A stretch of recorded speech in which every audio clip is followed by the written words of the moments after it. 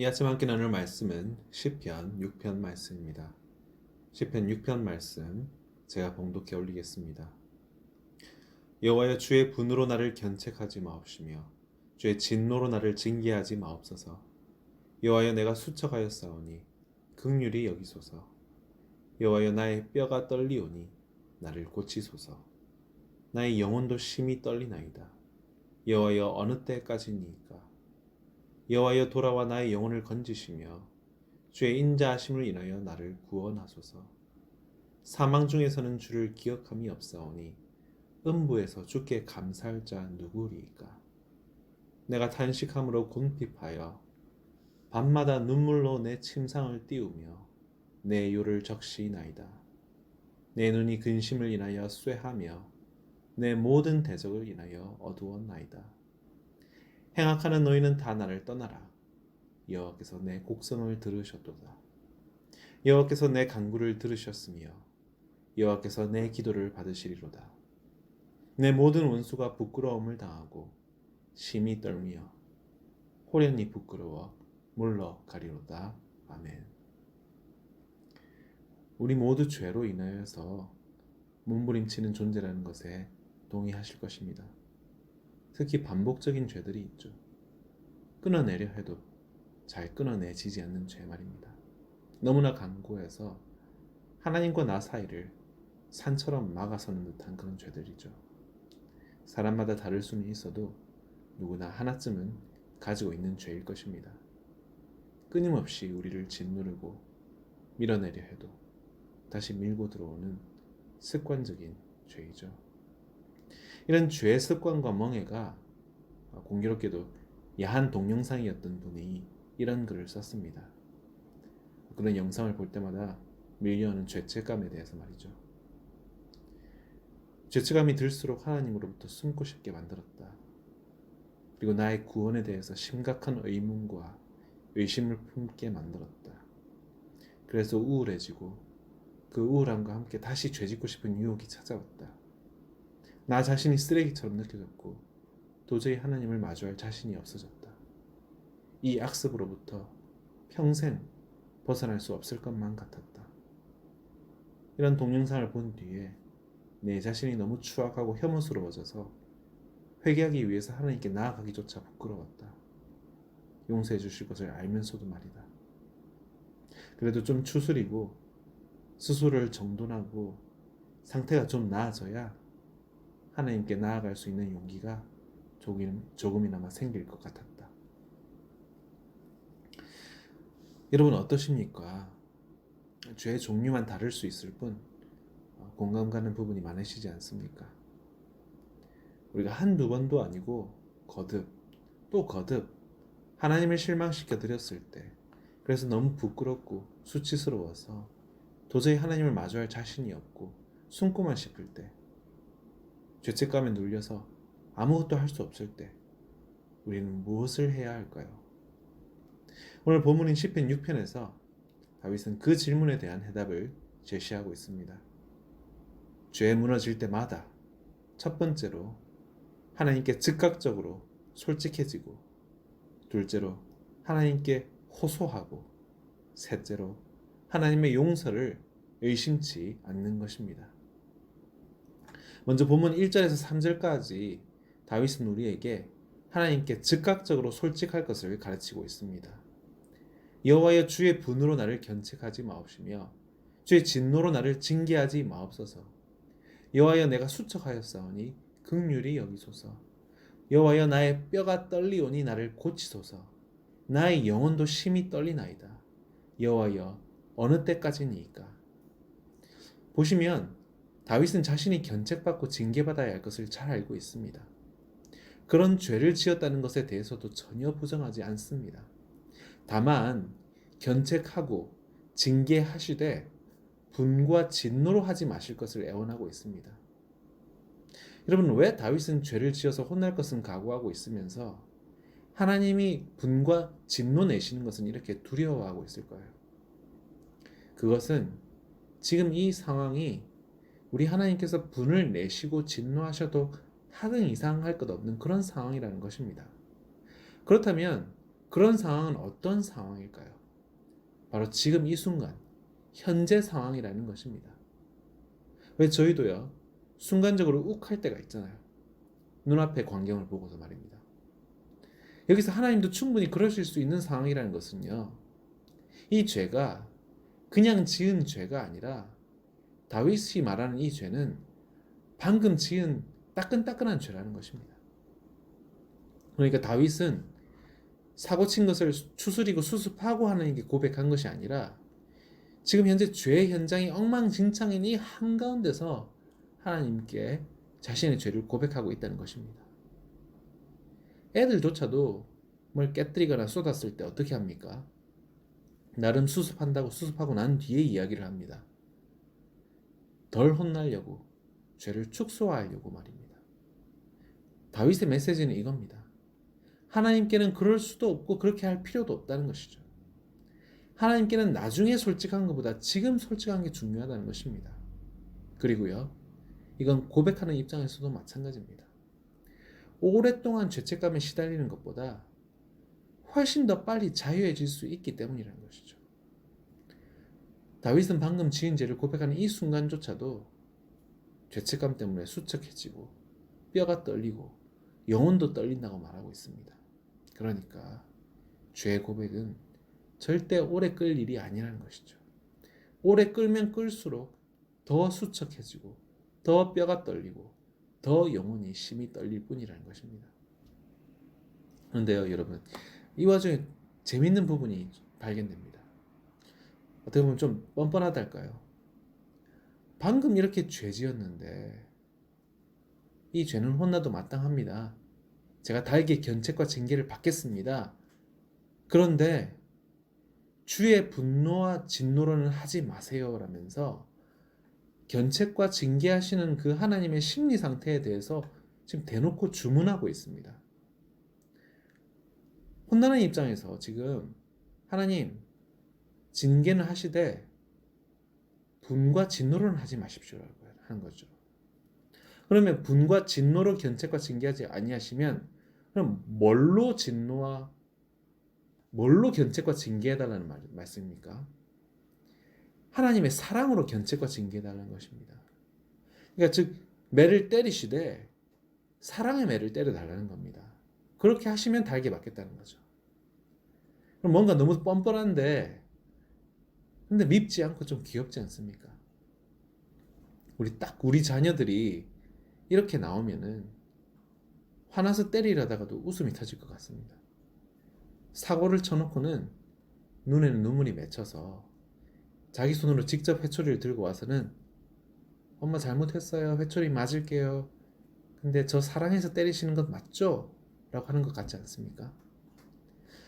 다윗은 하나님을 너무나 잘 아는 사람이었던 게 확실합니다. 우리도 이렇게 미련하게 죄를 숨겨서 일을 키우지 말고 죄를 범한 그 즉시 솔직하게 하나님께 아뢰 수 있는 용기와 또 죄 용서받을 수 있는 지혜를 가질 수 있기를 바랍니다. 둘째로요, 그렇게 솔직히 고백한 후에 하나님께 호소해야 한다고 다윗은 말하고 있습니다. 그냥 대자로 누워서 네, 제가 잘못했으니까 죽이든 살리든 마음대로 하세요가 아니라는 거죠. 에라 모르겠다, 어떻게 되겠지가 아니라는 겁니다. 하나님 하시고 싶은 대로 하세요. 이렇게 했다가 여러분 뒷감당할 자신이 있으십니까? 정말 하나님이 하시고 싶은 게 강력한 처벌과 강력한 심판이라면 후회하지 않을 자신이 있으십니까? 여러분 세상에서 죄를 지어도 법정에 섭니다. 그런데 그때 판사 마음대로 하라고 할 사람이 있겠습니까? 유튜브에 보면 이 미국 판사 앞에서 그 앞에서조차 정신을 못 차리다가 뒤늦게 판사가 내린 판결을 보고서는 그때서야 후회하고서 눈물 콧물 흘리면서 사정하는 영상들이 수두룩합니다. 여러분 하나님께 솔직히 죄를 고백하는 데까지 나아갔으면 더 간절하게 애원하고 호소하고 선처를 부탁드려야 하지 않겠습니까? 다윗도요 4절에 여호와여 돌아와 나의 영혼을 건지시며 주의 인자하심을 인하여 나를 구원하소서라고 호소하고 있습니다. 나의 영혼을 건지시며 구원하시되 무엇으로 인하여라고 말씀하고 있습니까? 주의 인자하심을 인하여. 하나님, 저는 용서받을 자격이 없지만 주님은 인자하시지 않습니까? 안 인자하시려고 해도 인자하실 수밖에 없지 않으십니까? 저 때문이 아니라 본인 때문이라도 용서해 주실 수밖에 없지 않습니까? 지금 현재 그 하나님의 본질적인 성품에 기대어서 지금 다윗은 호소하고 있다는 것이죠. 그러니까 하나님도 그렇지, 내가 그렇긴 하지, 하나님도 설득되신다는 거죠. 왜냐면 그게 사실이니까요. 5절에서는요, 하나님의 인자하심 말고 또 다른 하나님의 본질적인 성품에 호소하고 있습니다. 사망 중에서는 주를 기억함이 없사오니 음부에서 주께 감사할 자 누구리이까? 이것도 무슨 말입니까? 주님을 기억하고 주님께 감사해야 할 자를 남겨두셔야 한다는 것이죠. 왜냐하면 하나님께서는 찬양 받으시기에, 감사를 받으시기에 합당하신 분이시기 때문입니다. 이것과 똑같은 논리로 모세도 같은 논리로 이스라엘 백성에게 실망하시기에도 지치신 하나님께 호소했었던 일이 있습니다. 하나님, 속 안 썩이는 대신에 죽은 백성, 없는 백성보다는 속을 썩여도 살아서 하나님을 찬양하고 경배하는 백성이 있는 게 낫지 않으십니까? 라고 말이죠. 찬양 받으셔야 할 분이 어떻게 죽은 백성으로부터 찬양을 받으실 수 있으시겠습니까? 라는 말입니다. 하나님, 다시 이 백성에게 기회를 주시면 그 은혜를 꼭 기억하고 감사하겠습니다. 라고 호소하고 있었다는 것이죠. 여러분, 저는 설득되는데 여러분은 어떤지 모르겠습니다. 저는요, 이렇게 호소하는 모세와 그 다윗의 논리에 하나님께서 충분히 설득당하셨다고 생각합니다.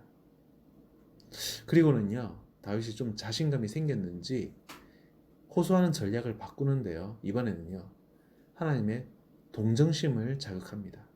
6절과 7절 말씀입니다. 내가 탄식함으로 곤핍하여 밤마다 눈물로 내 침상을 띄우며 내 이유를 적시나이다. 내 눈이 근심을 인하여 쇠하며 내 모든 대적을 인하여 어두웠나이다.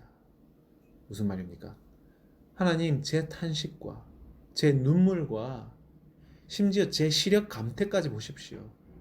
하나님, 제가 불쌍하지도 않으세요? 하나님, 저를 보시기에 너무 짠해서 그냥 놔두실 수 없으시지 않으세요?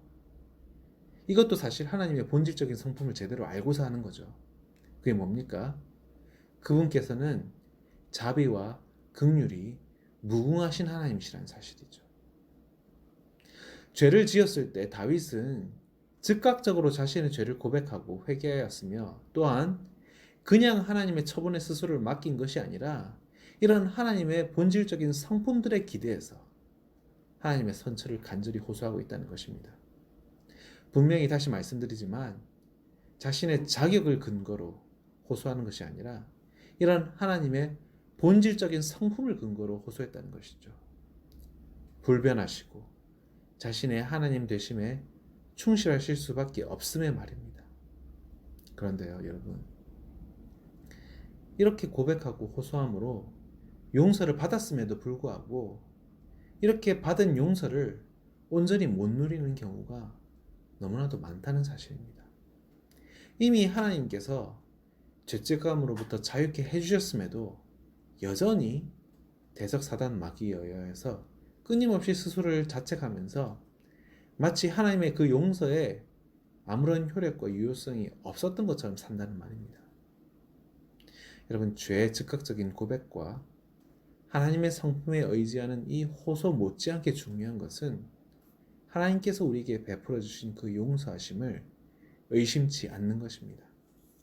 8절에서 10절 말씀입니다. 행악하는 너희는 다 나를 떠나라. 여호와께서 내 곡성을 들으셨도다. 여호와께서 내 간구를 들으셨으며 여호와께서 내 기도를 받으시리로다. 내 모든 원수가 부끄러움을 당하고 심히 떨며 호련히 부끄러워 물러가리로다. 여러분, 맞습니다. 죄의 회개도 중요하지만요. 회개함으로 허락하신 하나님의 그 용서에 대한 확신도 그에 못지않게 중요합니다. 하나님이 용서하셨는데 내 자신이 스스로를 용서하지 못한다는 것은 교만이라는 것입니다. 하나님의 그 용서의 효력을 평가절하하는 것이라는 것입니다. 여러분, 우리의 대적 마귀 사탄은요, 헬라어로 디아블로스라고 부르는데요. 이 디아블로스의 뜻은 참수자라는 뜻입니다. 용서를 받았는데도 끊임없이 우리의 죄책감을 들쑤시면서 참수한다는 것이죠.